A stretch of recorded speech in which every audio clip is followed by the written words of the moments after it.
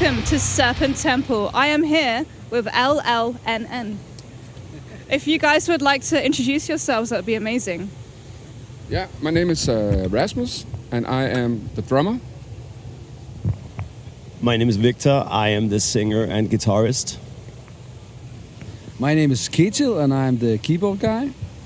And my name is also Rasmus, and I play bass. Hell yeah. You guys opened Hellfest yesterday with a massive crowd at the Valley, one of the biggest I've seen in 10 years of coming here. And your album Unmaker came out a few years ago, fucking rocks. But this interview will consist mostly of doing some Psycards. I'm going to give you guys one Psycard each. We're going to turn them over and see what you get. Oh man. Hope no one gets deaf. Oh no. What did you get? The wheel. The wheel. Oh. Ooh, who here likes Wheel of Time? Okay, Wheel of Time. Yeah, Okay. I don't know what it is. it's good. It's very good. I will read you the wheel. It's a bit of a weird one. It's one of the more like confusing ones. So a water wheel turns in the stream, driving the unseen mill above it, with a strong brick wall shown, whilst golden fish swim among the reeds. The card represents the principle of things endlessly changing, yet forever staying the same. It stands for constancy and persistence. Okay. Yeah. Yeah. That is epic.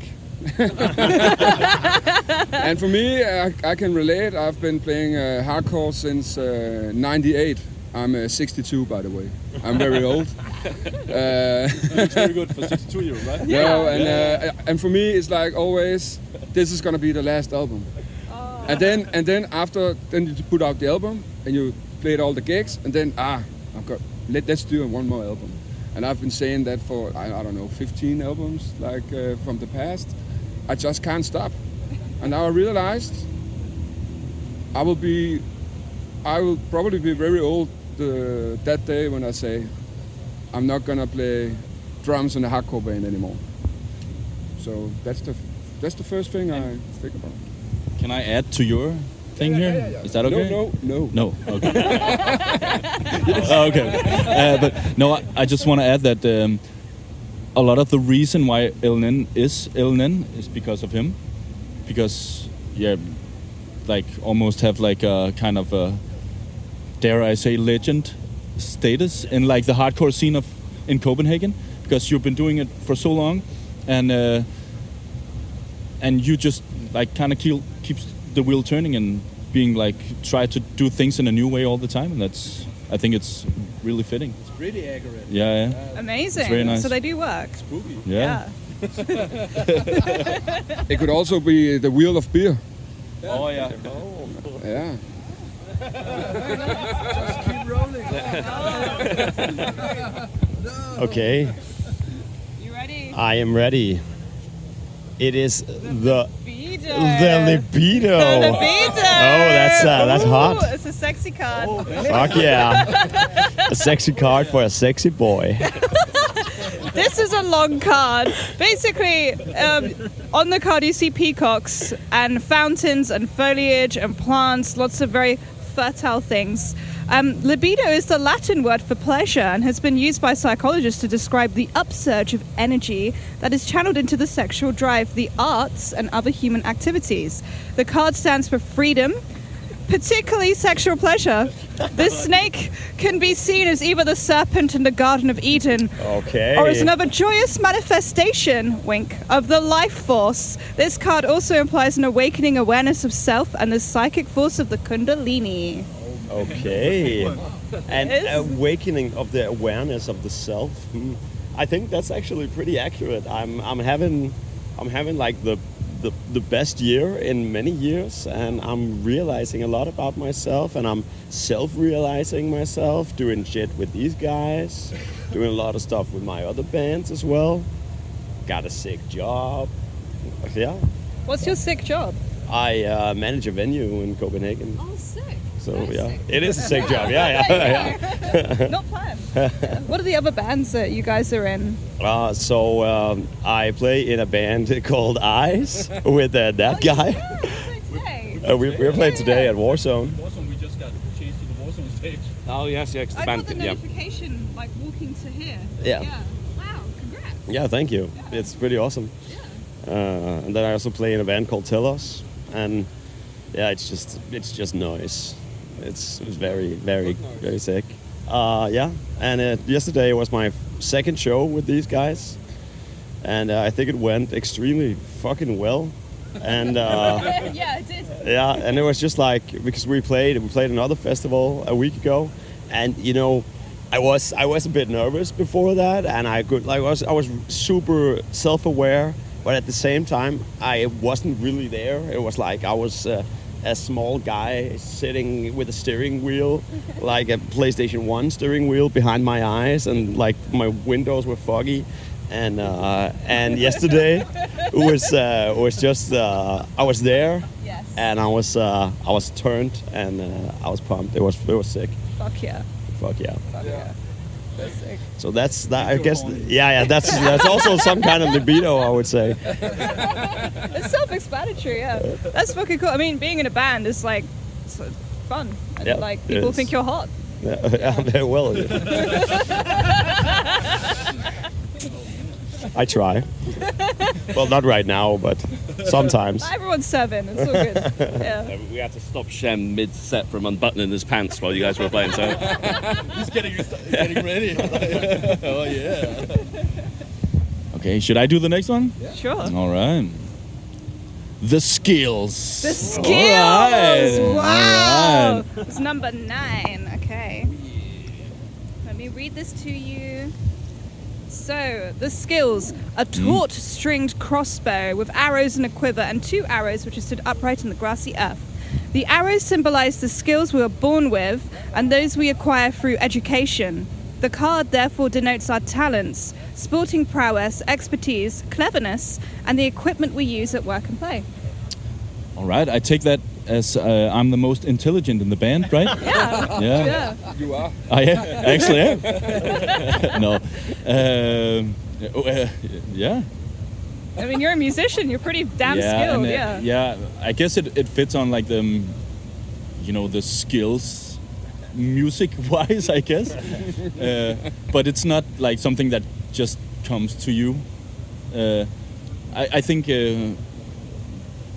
people have it. I could feel like from a very early age, I had like the need to create stuff, whether it's like music or it's I love just being creative with a bunch of stuff. Also in my work, I do have a creative workshop for like disabled people, and Wow. yeah, and so I always had that urge to be like create something with friends or like with people.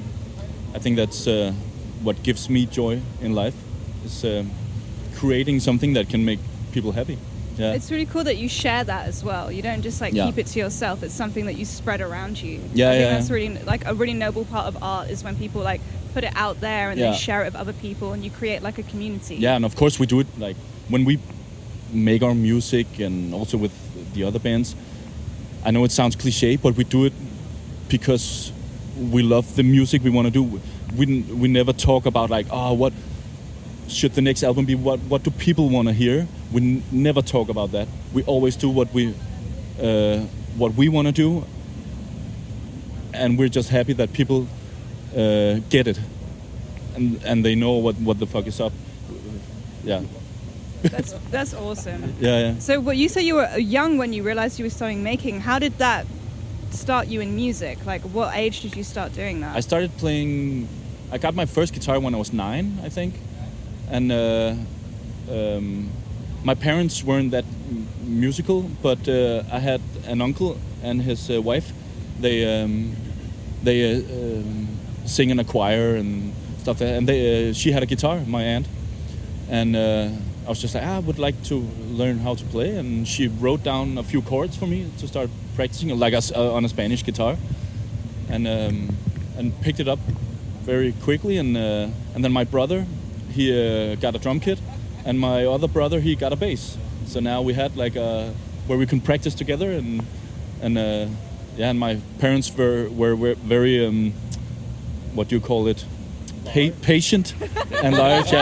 Our first practice space was the room next to their bedroom, and we played all night. And they never said anything. They were never like, keep it quiet. They always let us just play and gave us the room for it, and that's a big part of, like, I think building, creative people is like giving them the space and time they need to figure out how does it work, and I'm very grateful for that. So so since I'm about like 9, 10, a lot of years. I'm also 62, so. Wow. Yeah. To drop the skincare routine. You guys were in the same class as King Diamond. Exactly. Yeah. Well, one of my favourite kind of factoids about the album, I loved when you talked about how you used the hammer to smash up a keyboard, and that gave you guys like a lot of sounds to work with. Yeah. Are you going to plan to use some of those sounds to maybe create future works as well, or? Yeah. Jump down. Absolutely. Yeah, I think it's that's the way we make the music. We don't just take a plug-in sound, or it's all from the bottom, and we build everything. Yeah, so it's definitely gonna be something we're gonna do. Yeah. We have a lot of instruments to smash. Incoming. What's next? Was the hammer smash keyboard, was that an influence from John Cage? With the prepared keyboards of like the experimental era of classical music? Or you just did that because it's cool? Actually no, it was just a crazy idea actually, and we have a lot of ideas, and one good thing is that we most of the times we try to like actually do the idea we get, and one of them was like start trashing these instruments and record them and make sound of instruments getting destroyed. And we got some really interesting sound design out of it actually, and we use it on our albums, on the 2 latest albums. It's a fun way to work. Also pretty nerdy because the actual sounds we get, it's like just sounds of stuff getting destroyed. So we really have to dive into the sonic harmonies to get all the good stuff out of it, and it takes some time. And but it's also a very fun process. So yeah. Do you use like a field recorder to record that, or do you actually mic it up like we really use the same accurately? recorder as you got, like you guys. The Zoom. Yeah, those are great. Yeah, We do the same thing. yeah. And then our dad, he has this industrial blacksmith with like these huge machines, and for the latest album Unmaker, all the like synthesizer themes are made out of metal saws, like. And then we like take. Then we like audio. Manipulate these songs and try to create some kind of a sonic theme to it. So yeah. That's really cool. I guess that goes in with the Unmaker title as well, because you're using machines for making, and then unmaking the sounds, I guess. Yeah, and also the. And and we have the same concept with the whole artwork. We also do that. We also did that ourselves, and that was an insane process as well. Because have you seen the movie Alien, the first one? Love it. Yeah, at the point where they dive into the Nostromo spaceship and they see this creature sitting. When I saw that movie the first time, I was like blown away, and my fantasy started kicking off, Oh, the engineer. Yeah. And so that scene always like stuck with me. And then we wanted to create like the same feeling with ice melting. So and that was an insane process because we kept shooting like thousands of pictures to get the ice to melt in the precise way of like like to have this creature staring into space with the helmet, the vizier off. It's a bit hard for me to explain in English because I'm fucking hanged over from yesterday. But but we want this creature to stare into space. So we had to have the ice to melt in a correct way, and that was also a crazy idea that we just had to do, and took many weeks and 1,000 photos to get that precise photo. And we also froze down metal, and that is what you see if you open the album. All the artwork is metal from the That's really creative. And the wheel as well, like repeating the same process over and over again until you get something you're happy with. It's all coming together. Yeah. We have one more card. Yeah. Oh. Let's hope. This is good. Death! Oh my fucking god!